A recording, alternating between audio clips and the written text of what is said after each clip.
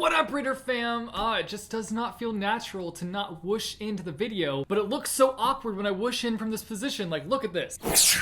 What up, reader fam? Like, that's so awkward. You can see me whooshing in. What's the point? Anyways, today I'm gonna be doing another BuzzFeed bookish quiz. I've taken a few of BuzzFeed's bookish quizzes in the past and I had a lot of fun doing it, and I saw that another one popped up, so I was like, let's jump on it and take this quiz. Today, I'm gonna be finding out how odd of a book nerd I am, even though I think that I can already tell you how odd of a book nerd I am without taking this quiz. To put it simply, I'm a pretty odd reader. I should have just named my channel Jesse the Odd Reader, because that's me. Anyways, this quiz is called You Might Be a Slightly Odd Book Nerd if you've done 15 out of 20 of these things. I feel like this could possibly be one of those quizzes that tries too hard to be relatable, but we're just gonna go with it. Let's do this. Number 1, starting a new book when you're already in the middle of reading another one. This is literally my life story when it comes to books. I've been very vocal about this recently. Like, this is the current state of my reading life. I get halfway through a book, and what do? Start a new book. It's this cycle that I found myself caught in, and it's not fun to be caught in this cycle. I want to get out of it, and I'm hoping that one day soon I'll be able to maneuver my way out of it, but I'm currently just going with the flow, just riding it out. Number 2, keeping receipts around for the sole purpose of using them as bookmarks in a pinch. I don't really do that. I don't keep receipts around for the sole purpose of using them as bookmarks, but when I buy a book at like Barnes & Noble or Target, I do keep that receipt and use it as the bookmark for that book while I'm reading it. For some reason, I get like this weird attachment to that receipt. Why am I like this? I'm like, this is a sign that I've bought this book. Everybody see this little piece of paper in my hand? It's proof that I bought a book. Should I frame this? Should I start a receipt collection? But shouldn't the fact that I have the physical book in my hand be sign enough? Like, get rid of that receipt. You don't need it. You have a drawer full of bookmarks, like literally overflowing with bookmarks. Just use a bookmark. I do think that's an odd thing to do, but I know that I'm not the only one who does it. Like, I know some of you are watching this at home right now and you feel attacked. I'm not gonna mark this one because I don't just have like a pile of receipts hanging around for when I need a bookmark. Next one, saying I have nothing to read when you have an entire shelf full of books. This is not one that I do at all because I am well aware that I have a ton of books on my bookshelf that need to be read. I will say things like, I'm not in the mood to read any of these books, but I'm never like, I have no books to read, so I can't mark it. Next up, becoming personally and deeply offended when someone tells you they don't read that much. I call this look judgy eyes. You see, I don't get this. If anything, I see this as a challenge. It's more of a, well, if they don't read, then I'm gonna do everything in my power to get them to read. Why would I be offended if they say they don't read that much? It's not like they're saying, books are the worst, burn all the books. Now that's when I'd start getting offended and I'd start chucking books in their face. This is more of an opportunity for readers to attack that person with book recommendations. Take on the challenge of getting them excited about books. This is an opportunity to turn that casual reader into a full-on book-loving nerd. Don't get offended. Welcome them to the club with arms wide open. Or rather, books wide open.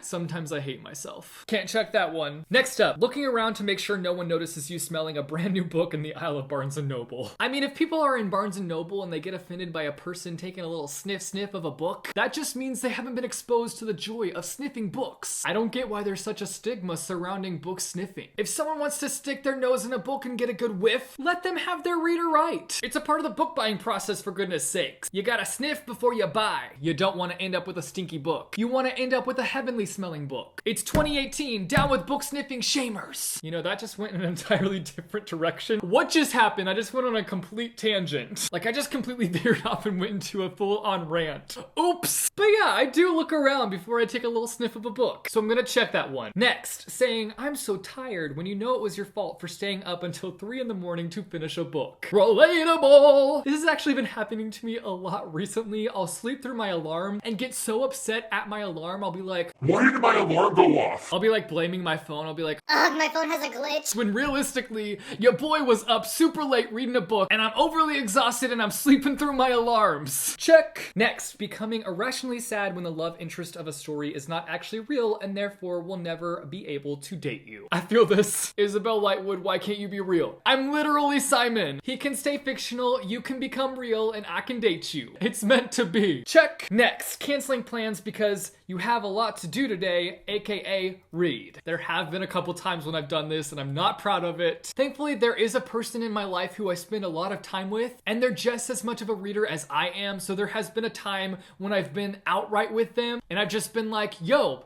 I'm in the mood to read today. And they've been like, yo, I get you, no hard feelings. It's nice when you have those reader friends that just get you and that you can cancel plans with in order to read. And you can be outright and just be like, I want to read and not be social right now, and they'll understand you. The best. Check. Next, realizing you should know the answer to the question, what's your favorite book? But never being able to narrow it down. Actually, I can't relate to this one. My answer is always Miss Peregrine's Home for Peculiar Children. I'm sure none of you are surprised. And if they say, ugh, other than Miss Peregrine's, then I'm just like, okay, then Harry Potter. And then if they say, ugh, not Harry Potter, then that's when I'm like, what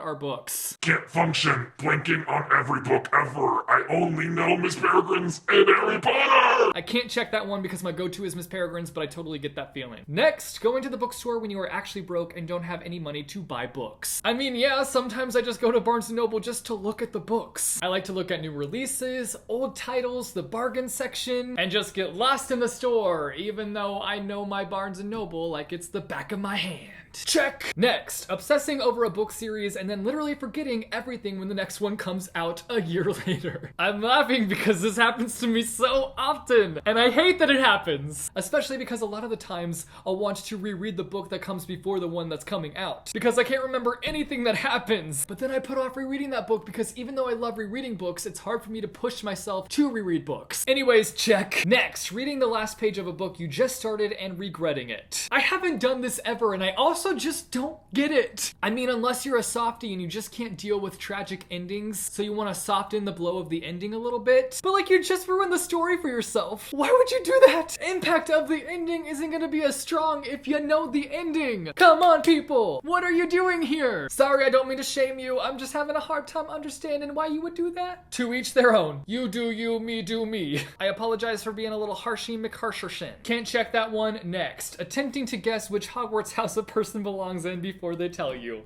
Me! I do this all the time. It's not really like a judgmental thing. It's more so me being a really nosy person and like trying to pick up on their character traits and to see which house it aligns with. It's a really fun challenge. If you don't do this, you should start doing it because it's kind of fun. It's like trying to be a sorting hat, but in human form. Check. Next, becoming jealous when someone is reading your favorite book for the first time. Ooh, that's not even my first reaction, but I didn't even think about that. I could see where someone would be jealous of somebody reading their favorite book for the first time, because that is something I long to do, to like go back and read Harry Potter again for the first time. That would be heavenly. But I'm usually nothing but filled with excitement for that person who's reading that book for the first time. On the other hand, though, I can be kind of nervous too. Like when my friends were first reading Miss Peregrine's, I was literally on edge. Like if they ended up hating it, what would I have done? What would that have said of me as a reader? Would that mean it's not actually a good book? Does it mean I have bad taste? Am I a terrible person now? Did I make them waste their time reading it? Can you tell that I'm a bit of an overthinker? Can't check that one, but next. Packing more books than clothes when you're traveling on vacation. I mean, I do bring a lot of books, but I don't think I've ever bought... Oh, wait.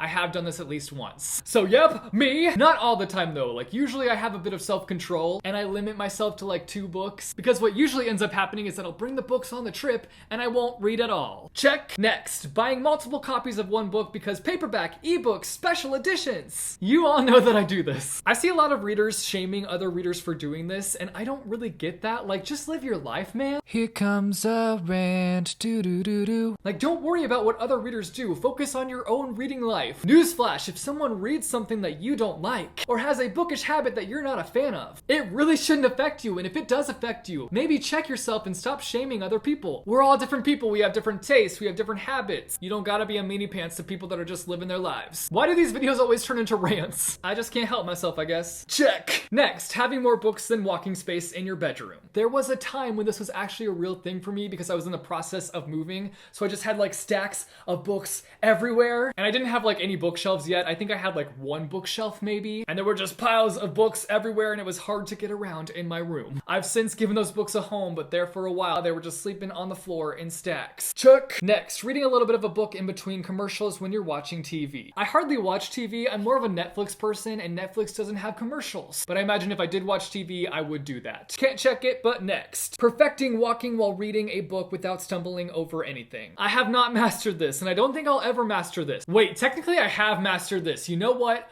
Audiobooks. I can walk and listen to audiobooks all day, every day. Nailed it! I just found a loophole and I jumped right through it. Check! Finally, the last one. Lovingly stroking the cover of a book after you finish the last page because you loved it that much. I do this even when I didn't like the book because I just get really excited that I finished another book. And I just feel like the book deserves a little bit of love. Check! Okay, let's see what my results are. You've checked off a handful. A handful? I checked off 13. That's more than a handful. Anyways, let's see what it says here. While you've only marked off a handful of these, it's more than a handful. That doesn't mean you're not a book lover. It means you just might have some unique bookish habits that we don't know about. You do you, book lover. I don't know how to feel about this. I mean, it says if you check off 15, then you're for sure like a slightly odd book nerd. But I feel like 13 is enough to say that I'm a slightly odd book nerd. Also, do I want that title though? I mean, I kind of want that title. I kind of want to be unique. I want to be different. Whatever, I'm over it. I'm gonna leave a link down below to this quiz, so go take the quiz and then come back and let me know down below in the comments how many of the things out of 20 that you checked off. If you like this video, be sure to give it a big thumbs up. I post videos frequently on this channel, so if you want to see more bookish content from me, be sure to go and hit subscribe or go and click the little bell icon and you'll be notified every time I post new videos. As always, thanks for watching guys, and I will see you soon with a new video. Bye, chew.